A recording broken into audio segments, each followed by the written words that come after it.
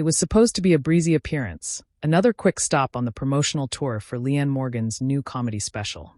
Known for her homespun charm and down-to-earth humor, Leanne had long cultivated an image as the warm Southern mom who could make anyone laugh about life's everyday chaos. Tonight's venue, the set of Watch What Happens Live with Andy Cohen, a place known less for comfort and more for controversy. With his sharp tongue, ever-raised eyebrow, and knack for pushing celebrity guests just a little too far, Andy wasn't the type to hold back. Still, no one, not the audience, not the crew, and certainly not Leanne, expected the night to turn so tense so fast. Like, before we move on, don't forget to hit subscribe button. The lights went up.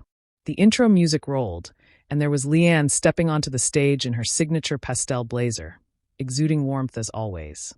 Andy greeted her with a grin and his usual cocktail in hand. "Leanne Morgan," he said with a flourish, "America's favorite Southern belle. How the heck are you?" Leanne chuckled, easing into her seat. "Oh, honey, I'm just trying to keep my Spanx from rolling down. You know how it is." The audience roared. The early moments were smooth, light, charming, full of Leanne's relatable mom jokes about teenagers who can't clean their rooms and husbands who forget birthdays. Andy played along, nodding and laughing, but there was a familiar twinkle in his eye, a signal to anyone who'd watched the show before. He was winding up for something. "So, Leanne," he began, crossing one leg over the other with casual precision, "your comedy focuses a lot on traditional family life, marriage, raising kids, small-town routines. Do you ever worry that might come across as dated? Especially for younger audiences who are dealing with more modern realities?" Leanne paused, her practiced smile flickering just for a moment. "Well, Andy," she said slowly, "I don't think love, family, and community ever go out of style. My stories may come from a small-town perspective, but the emotions behind them, love, frustration, joy, exhaustion, those are universal. Whether you're in Knoxville or Manhattan, raising kids is still messy and hard and funny." Andy nodded, but there was something skeptical behind his polite expression. "Totally," he said. "But don't you think there's also a responsibility, especially now with such a wide-reaching audience, to acknowledge that not everyone fits into the kind of family you always joke about? Some might say your material, even unintentionally, leaves a lot of people out." The air shifted. The laughter in the room had quieted into an uncertain hush. Leanne sat up straighter, her tone shifting slightly. "Andy, I'm not trying to exclude anyone," she said. "I tell stories from my own life. That's what comedians do. I talk about my husband, my kids, the life I know. I'm not giving a lecture. I'm telling stories that make people feel seen, or at least make them laugh, and I never claim my way is the only way." Andy leaned in. "But isn't that kind of the point?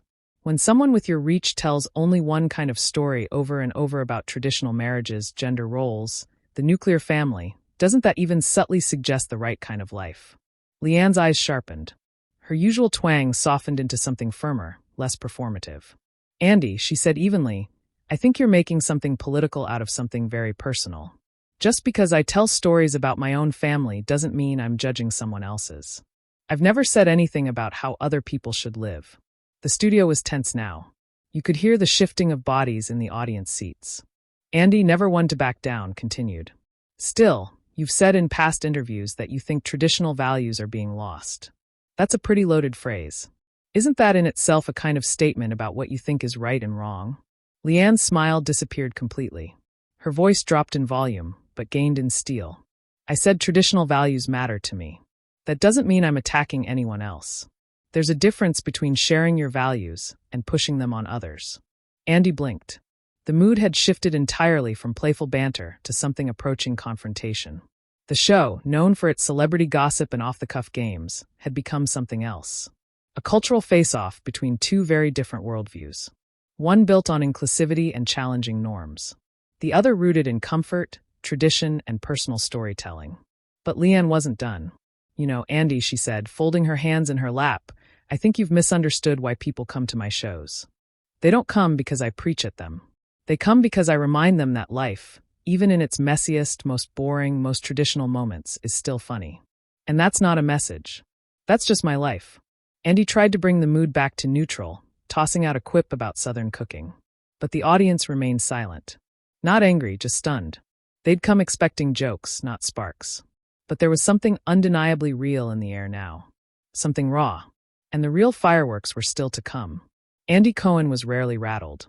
Years of hosting late-night TV had made him a master of steering messy moments back into entertainment. But something about Leanne Morgan's tone had caught him off guard. The warmth had faded from her voice, replaced by a firmness that didn't match her usual stage persona. Still, he pressed forward. "I get that you're just telling your story," Andy said, gesturing with an open palm. "But stories have power. They reflect and shape the culture. When you constantly highlight only one kind of family, a straight married couple with kids, it sends a message whether you mean it to or not." Leanne's expression tightened. She leaned slightly forward in her seat, her southern gentleness now infused with quiet fire. "I don't think you're really listening to me, Andy," she said. "I've never said other families aren't valid. I've never mocked or disrespected anyone. I share the life I live, not because I think it's superior, but because it's the only life I know. Isn't that what every artist does?" There was a pause. The tension between them was thick, neither person willing to yield. Andy glanced briefly at the camera, a practiced move, as if to silently signal to the audience at home that things were still under control. Then he pivoted. "But don't you think that, especially now, people are more sensitive to what's being left out?" he asked. "When you talk about things like real women raising real families, or say, kids need a mother and a father, even if you mean it innocently, those words carry weight. They can hurt people." Leanne sat back, her jaw clenched. "Those are phrases you've used, not me. I don't recall ever saying those things the way you're repeating them. And if I did say something that offended someone, I would want to have a conversation, not a public trial on a talk show."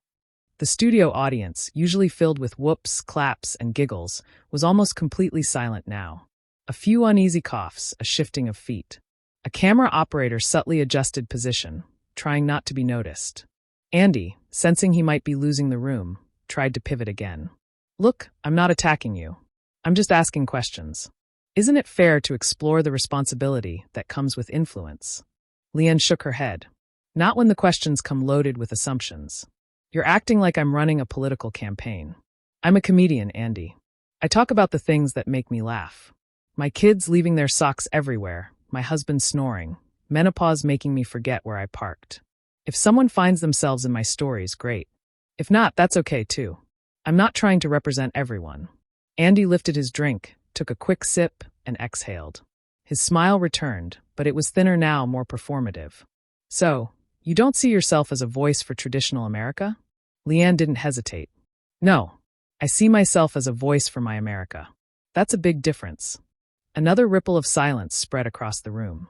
Then Andy leaned in once more, tone shifting from curious to confrontational. "But you have said in interviews that traditional values are under attack. That's not a neutral statement. That's cultural commentary. So whether you like it or not, Leanne, you're making a statement. And some people might feel excluded by it." Leanne's eyes narrowed, her voice sharper now. "Andy, I need you to stop right there." It was the first time all night she'd fully interrupted him. And it changed everything. The audience held their breath. Andy blinked. Leanne wasn't angry, not yet. But there was a seriousness in her voice that no one had seen before. "You're twisting my words," she said, her voice steady but steely. "I never said anyone was under attack. I said traditional values matter to me. That's personal. That's my truth.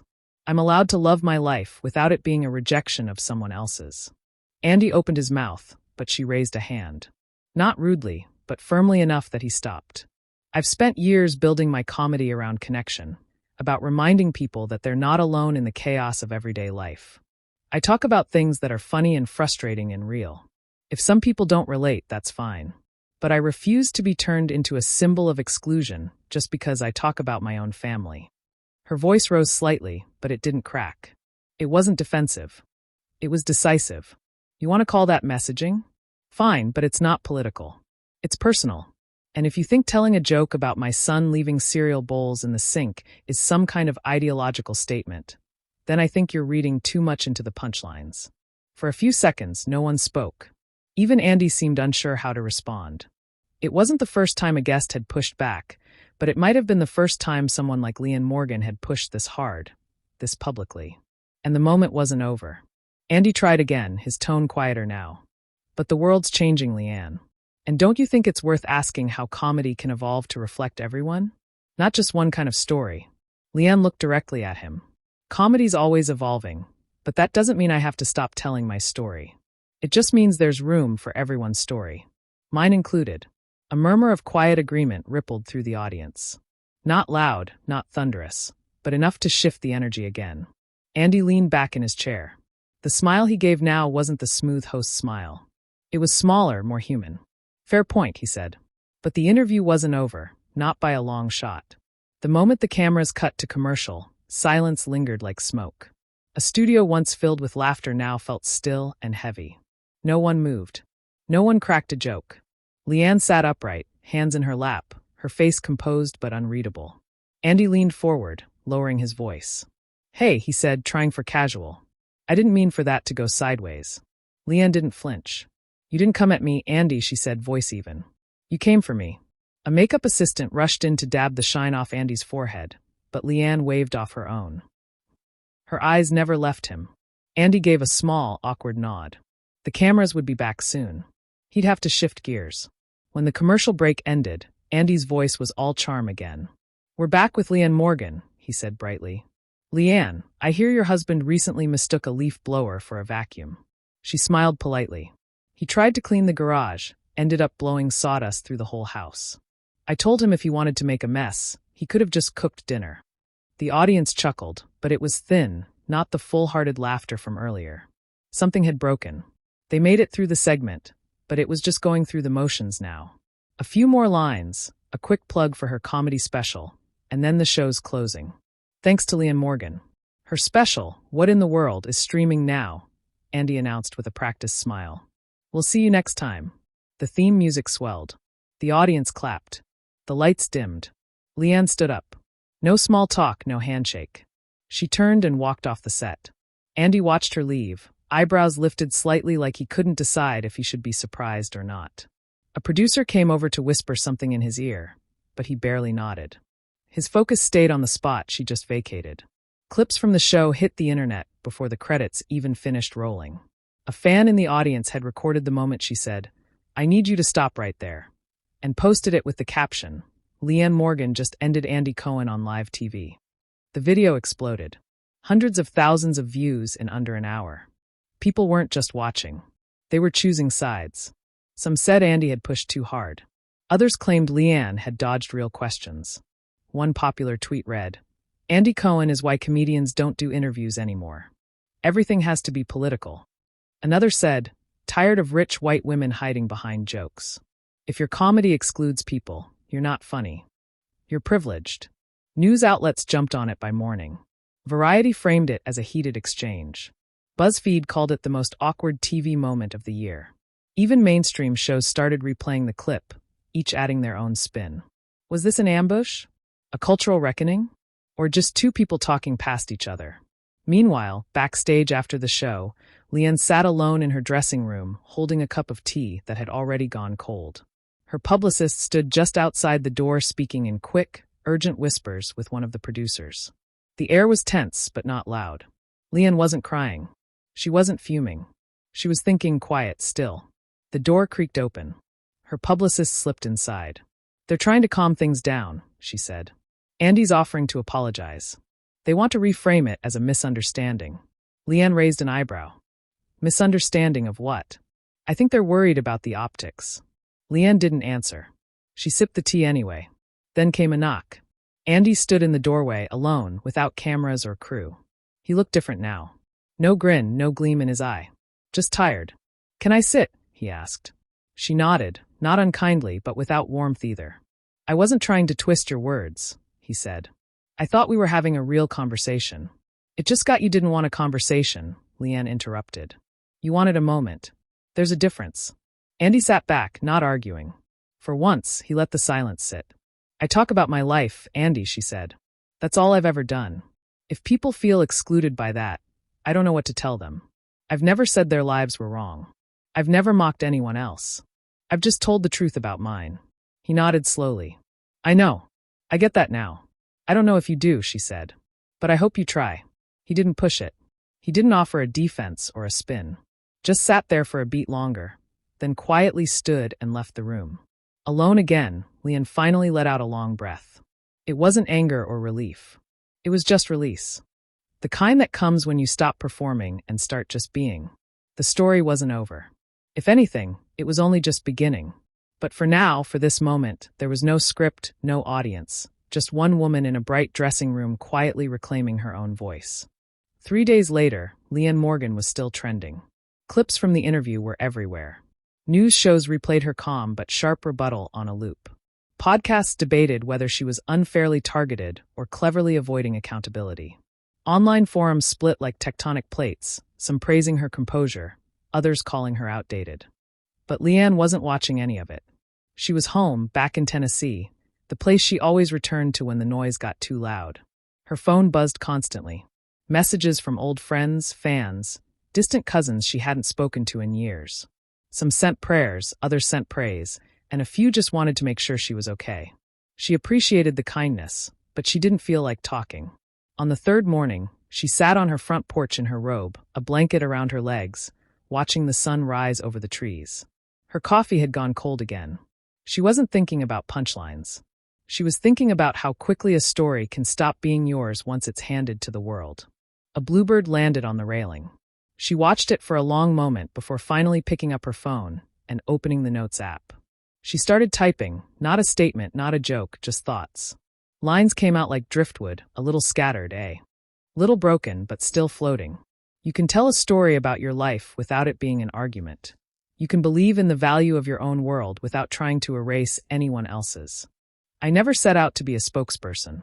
I set out to be honest about my flaws, my fears, my family, and the absurd joy of it all. I'm still figuring out where honesty ends and expectation begins. She didn't post it. Not yet. Maybe not ever. But it felt good to write something that wasn't part of a press cycle. Elsewhere, Andy Cohen was having his own reckoning. He hadn't expected the blowback, not just from Leanne's fans, but from his own. Some accused him of pushing too hard. Others defended him for raising important questions. For once, the audience wasn't unified. The producers suggested damage control. A podcast interview, maybe a segment on an own show addressing the moment. But Andy hesitated. What would he even say? He built a career on being provocative, but this time felt different. This wasn't a real housewife storming off after being called fake. This was a woman who didn't play the game, who told stories with heart, and didn't try to make anyone else the punchline. If you like this video, then subscribe.